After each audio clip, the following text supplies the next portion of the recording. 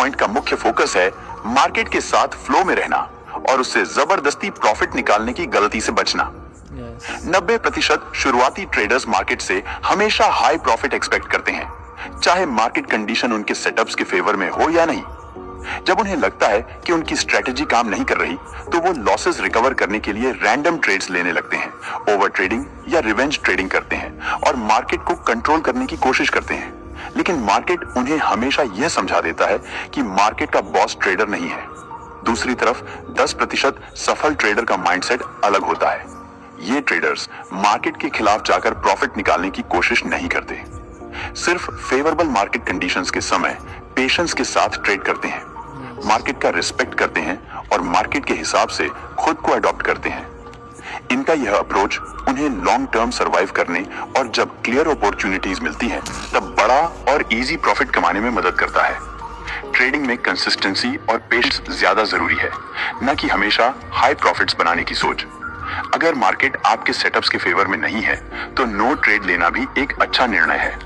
Example के लिए, अगर आपने एक महीने में सिर्फ 4 ट्रेड्स लिए और सभी प्रॉफिटेबल हैं, तो आप उस ट्रेडर से बेहतर कर रहे हैं जो 20 ट्रेड्स लेकर ज्यादा लॉसेस करता है। अगर आप मार्केट के खिलाफ जाने की कोशिश नहीं करते और जितना प्रॉफिट मार्केट देता है उसी से खुश हैं, तो इसका मतलब है कि आपका ट्रेडिंग माइंडसेट सही है। यह पेशेंस और डिसिप्लिन ही आपको मार्केट में लॉन्ग टर्म प्रॉफिटेबल बनाता है। हमारा अगला पॉइंट है जजिंग फ्रॉम पास्ट एक्शन। इस पॉइंट का मतलब है पिछले ट्रेड के बेस पर प्रेजेंट ट्रेड को जज करना।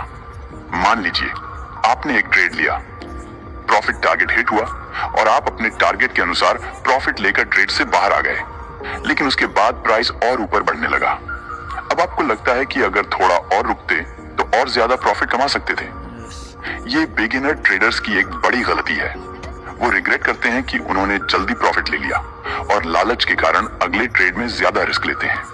पिछले ट्रेड को देखकर प्रेजेंट ट्रेड में डिसीजंस लेना उनकी ट्रेडिंग को इमोशनल और इनकंसिस्टेंट बना देता है, जो लॉन्ग टर्म में नुकसान पहुंचा सकता है। लेकिन जो 10% सफल ट्रेडर्स होते हैं, वो लालच और पछतावा की फीलिंग्स के साथ रिएक्ट नहीं करते।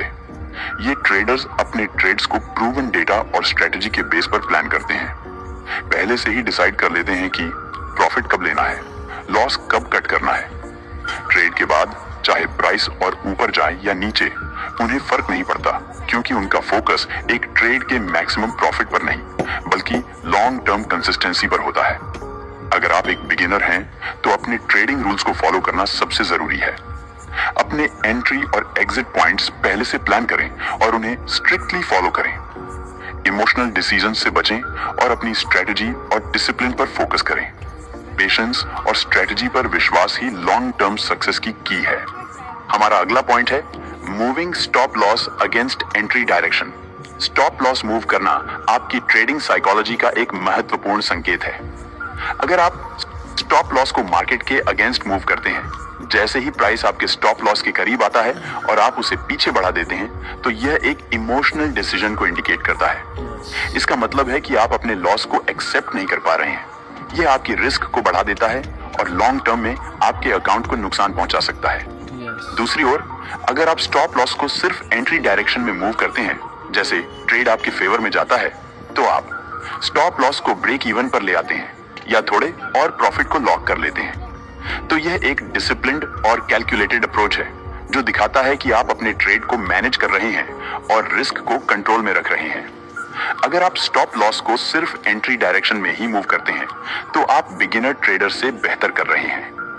लेकिन अगर आप स्टॉप लॉस को मार्केट के अगेंस्ट मूव करते हैं, तो यह इमोशनल ट्रेडिंग का संकेत है। इसीलिए हमेशा अपने एंट्री और एग्जिट पॉइंट्स को पहले से लॉजिकली सेट करें और डिसिप्लिन के साथ उन्हें फॉलो करें। यही आपकी ट्रेडिंग में कंसिस्टेंसी और प्रॉफिटेबिलिटी लाएगा।